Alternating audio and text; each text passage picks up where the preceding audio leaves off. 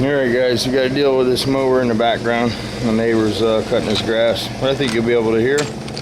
I'm going to just throw this video up there. I got to answer a couple questions. I'm not really good at spelling. So first for HO Motorsports, Anthony, on that first carburetor you got, this hole's probably drilled if it's a race carb.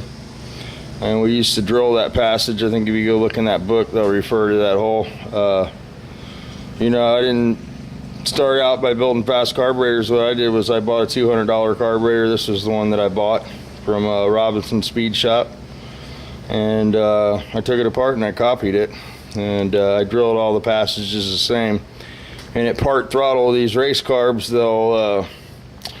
it basically sounds like overlap, you know, like it's got a huge cam and it just wets the cylinder with fuel. So when you're on cool down laps during a race, it lets the motor cool back off and lower the cylinder head temperature down a little bit.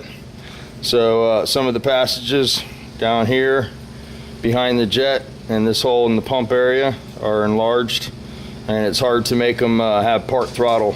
So that carb I sent you was basically a stock one that I just took and did up. I didn't know what kind of jet to put in there, so I think I put a small gas jet in it. So usually, from the looks of my block here, usually a 58 or a 60 seems to be the magic alcohol jet. You can see those are the ones that are usually missing out of my blocks here. 58, 60, 62, 64, those are really big motors. But it's mostly the in the 58 to 60 range on the alcohol stuff. So this is the drill that we use to drill those holes. I don't know exactly what size it is. I do know once you drill the carburetor, it's pretty much a race only thing, wide open situation. So that's the carburetor thing. Somebody had asked me about this grease that I used on the head assembly. This is transmission assembly grease. It burns off really quick, and it's gone on the first recheck. It's high temperature, and you know, it's just basically to keep those surfaces from rusting on the seat area. What else? Let me show Greg this mirror on this car. He wanted to see the mirror, so I'll show you that. I didn't know it had a mirror, but Andrea said, yeah, it had a mirror, so let's see here. Oh yeah, it's not nice though. It's you know, it's all one piece and it's got the springy and everything, but it's all pitted. And what else did you want to see? Forgot tail light. Tail lights are okay, and I think they all work. The rubber's not any good, but the lens is decent, you know? Decent. You probably shoot a coat of clear on there and rock with that if you can't get those, you know? And just in case you wanted this side, let me do both sides. There you go. That one's a little nicer. You know, if you want to do that yellow, you can spray a little yellow candy in there, you know, and then clear the outside. It'd be pretty sweet. So yeah, I think that was it. Keep this one short. Just wanted to answer Anthony on that. So that thing's a little lean. You know, you might just want to put a bigger jet in there. I believe that is probably a gas jet. And I didn't have a ceramic washer for under the adjusting screw, so hopefully you had one of those. I apologize for that, little guy. I know your dad probably thinks you dropped it on the floor or something, but I didn't put one on there because I just didn't have one. So I lost more stuff than I have left on these go-kart things. I still have some of the little stuff, some of the special keyways and stuff for the timing. And I do have some random jets and stuff from where we used to race, but I can't see those numbers anymore. I used to be able to see those when we raced last time. But anyway, some of the little tools in here for clearing, seeing the different parts, bearings, stuff, valve springs. Anyway, we got to go to Orlando. I'll take you guys with us. We're gonna go pick up the electric motorcycle frame and get that scuffed down and shoot that this week, I guess. I've been trying to bag up some of the big block stuff to get it cleaned up, consolidate stuff. I think I'm just going to throw the block away rather than get it sleeved and stuff because of all the issues with it. And same with the crank. It's pretty much toast. It's 1010 cast crank, so unless somebody wanted to turn it 2020, you know. If anybody wants that in the YouTube garage and you're local, you know, come and get it, or I'm gonna scrap it. And yeah, so that's about it. Cleaning up another set of heads here for the glass beater.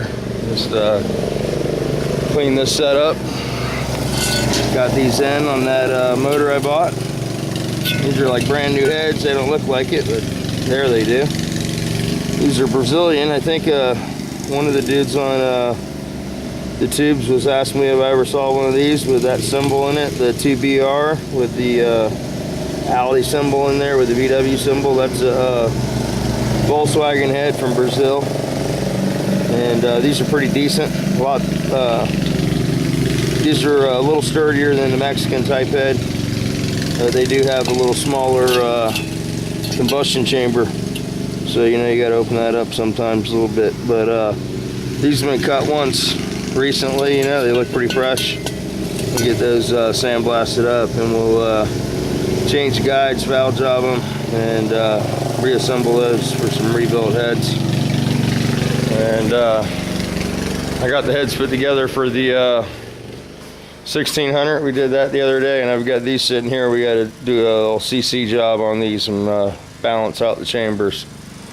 So I'll turn the camera on for that in a little bit. Let me go upload this for Anthony, because I'm sure he's wondering what the hell I did to that carburetor. But that one's pretty much our stock Rapture carburetor that I sent you. I just cleaned it up, cleaned the turn up, opened it a little bit, but it's got the stock blade in it and stuff, and none of the passages have been drilled. So for all out performance, you know, you might run into where the one's faster than that one type of situation. And it's just because none of the passageways have been drilled out. So let me put the lid back on this before I have a mess. And then the gasket that I used in the pump gasket in here is one of those carbon fiber type. So it's some sort of composite type that this guy made, and I bought a bunch of them. I sent one to Yahoo. And I think you'd asked one more time a time ago about these tanks breaking, you know, from the vibration. And we used to weld them, and you see this little piece we put in here to keep the tank from breaking, because when you dirt track race them, they break. And then when we started welding them, the tank would break where you welded it. So this is one that had been welded and started leaking. And what this is this is door skin glue, you know, panel bond. This is excellent stuff for a Briggs tank if you're dirt track racing and you don't want to weld the tank and weaken it. You can put your braces on with this stuff, and this tank was raced and raced. You can see it's pretty dirty, and this stuff never failed, never had a leak from this stuff. And we just started doing them all like this after we stumbled onto that. Plus we worked at a body shop, so we didn't have to buy it, you know. But panel bond works very well, you know, if you want to seam it around the factory stamp, where it's, because it's like pinch welded, you know, so you just outline that, or you know, totally encapsulate it like this, and your tank won't leak. I don't know what the new tanks are like for the overhead valve motors, but that was a pretty cool fix. You know, it looks like shit, but it works good, kind of deal. But yeah, so that's what we're doing. And neighbors got the grass going. Hans is going to cut the grass when he gets back. I'm putting him on the mower. We went to a drift thing last night, so Hans has to make a video out of that. Wants to build a drift car, so I guess yeah, he's pretty down on it. You know, he's gonna make this drift car. So I found him a little Miata, so he might be getting a little Miata, and it's pretty beat up. But I went to this race last night, and that seems to be the way that you build them, you know, pretty beat up.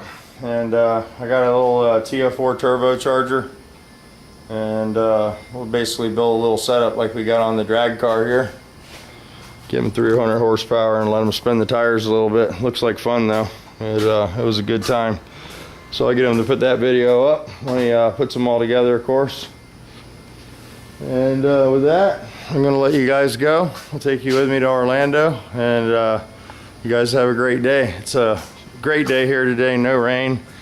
And from what the weatherman says, it's not going to rain for a couple days, so it's sort of unusual for us. We usually get rain every day, but that'll give me a day or two to get the fastback torn down. Got to get it stripped down, pull the motor tranny out of it, quarter panels, doors, all that stuff, and dash parts. Got my Pro Street balancer there, all painted and cleaned up for the big block. I'll get that put in a bag and save that for when we reassemble the motor. This is a pretty nice piece. It's a SFI, you know, street balancer. So I put a coat of black on there because it was starting to get a little flash rust from grabbing it and stuff. So yeah, so there's the all the goodies. Got some good stuff there. All right, guys, let me go ahead and shut that off and hide that box somewhere out of the dust, and we'll talk to you guys later.